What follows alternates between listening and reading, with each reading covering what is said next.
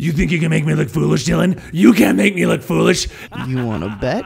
Welcome to the Marvel Ultimate Recap, the show where we weekly go over all of the comic books that came out inside of Marvel last week, and then we go ahead and tell you everything that happened inside of them, so that way you can go out this week and buy all the new comic books. As usual, Caitlin and Rob are currently not with us, but don't worry, I've brought my much more favorite, that's not a way to say a word, I've brought my much preferred co-host, Sal from Comic Pop. Make sure you go visit his channel sometime. In Mighty Captain Marvel number 4, we pick up after Carol's overtaken by HLA blood and has hulked out all over the space station. Shortly after blacking out in a fit of rage, she wakes up in a hospital to find the Hala children missing along with Bean. To find them, she tracks their energy signatures to a remote base where she finds Dr. Eve, who has kidnapped the children and creates a helix with enough energy to control Captain Marvel and use her as a super weapon against the world. Marvel fights back, rescues Bean, sort of, and the entire arc wraps up pretty nicely, actually. Over in Ben Reilly's Scarlet Spider, we get the umpteenth, thousandth take on the Scarlet Spider mythos.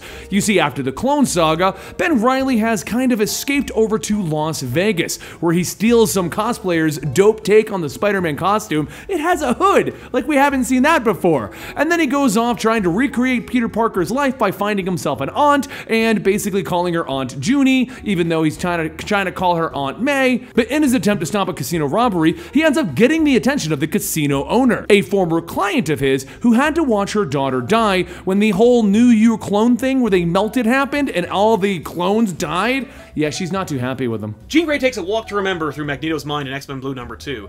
The mutants have another chance at survival and establishment, but Magneto needs the help of the original X-Men to do so. However, considering their turbulent history, the X-Men are nervous to trust him. When Jean walks through his mind, something he has willingly allowed by the way, she finds his history through the Holocaust and good intentions. He wants peace so badly, but there is still so much anger left buried within him. At the end of the issue, Magneto's intent is still left unclear, but we do find that he is preparing to send each X-Man back to their origin period. Speaking of X-Men, have you ever wondered how Wolverine keeps all that crazy hair so tame and trim? Well, he has a subscription to Dollar Shave Club, a great place to get quality razors at a much cheaper price than you would have to spend at your local store. If you click the link down below, you'll support our channel by going to Dollar Shave Club and getting a subscription through them, and you'll also get some really high quality razors. Don't let your short but powerful body become a wild mess. Retain your humanity with the clean shave of Dollar Shave Club. Crap, I forgot to shave today.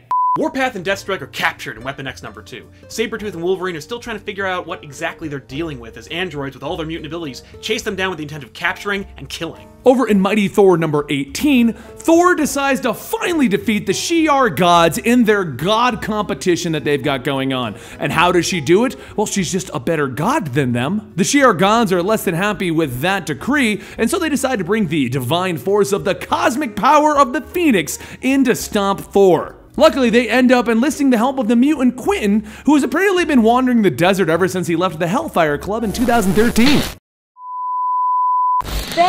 Benny, when will you realize that changing your YouTube account password isn't going to keep me out of it?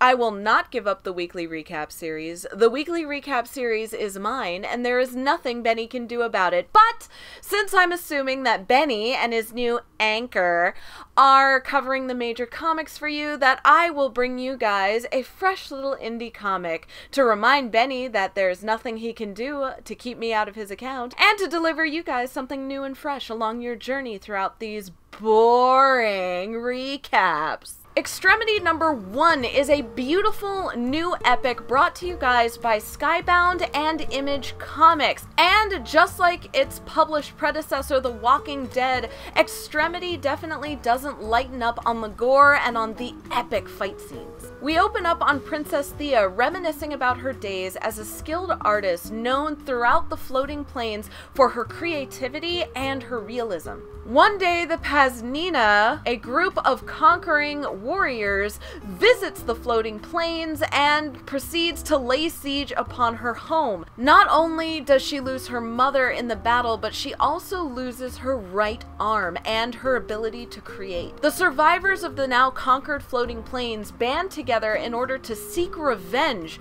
on General Rollo and the rest of the Paznina warriors, taking their heads and hands as compensation for everything they had lost on that fateful day. The Although this is the very beginning of an all-new series, Extremity is shaping up to be absolutely wonderful, with a gritty art style that well reflects the story, and a lot of really cool characters that you find yourself very invested in really early on. The dialogue is super well written, and I highly suggest this pickup from Skybound, especially if you like indie comics. This will be right up your alley. So I guess I'll let you guys get back to your regularly scheduled weekly recap, brought to you by Benny. You know when you get fired from a job, but you just show up to hang out every once in a while because you're really angry and kind of thirsty for revenge? Yeah, I got that feel right now. Hulk number 5 continues to deal with lighthearted topics like trauma, grief, death, PTSD, survivor's guilt, and the aftermath of physical assault.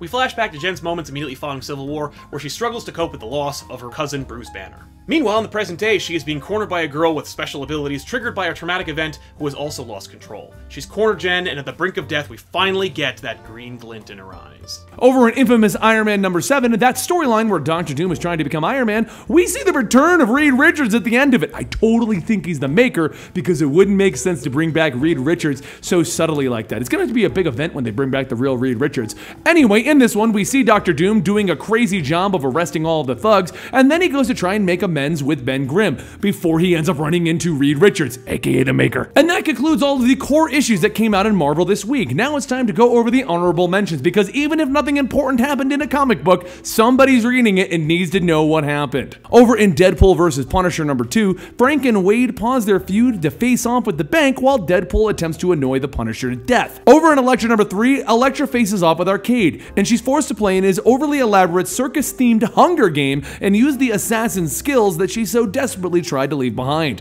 This is like the second time we've seen Arcade for the first time in like 10 years in like the last year. Are they just trying to make Arcade a thing now? Deadpool guest stars in the Great Lakes Avengers number 7, where Flatman tries to lead but falls flat, and the Immortal struggles with gallbladder issues. The whole thing doesn't even matter, because at the end, Deadpool shows up and says that they're all fired and they're gonna get sued if they keep calling themselves the Avengers. Moon Girl and Devil Dinosaur number 18 has us finally reaching the conclusion of the smartest that there is. Moon Girl has teamed up with the X-Men, Miss Marvel, Hulk, Doctor Strange, Ironheart, and Kid Kree to confront Doctor Doom. Isn't he a good guy now? Old Man Logan number 22 is the story of past lives. We get to relive the old cool Wolverine legacy stories and battles, but will the outcomes be different the second time around? Thanos number 6 has Thane's plans finally coming to fruition as Thanos' worst fears are realized and the two meet head to head at last. And Ultimates number 6 sees us revisiting the very beginning of the entire Marvel Universe. Yep. That happens. And that is all of the books that came out this week in Marvel, or last week in Marvel, because we're covering last week's comic books.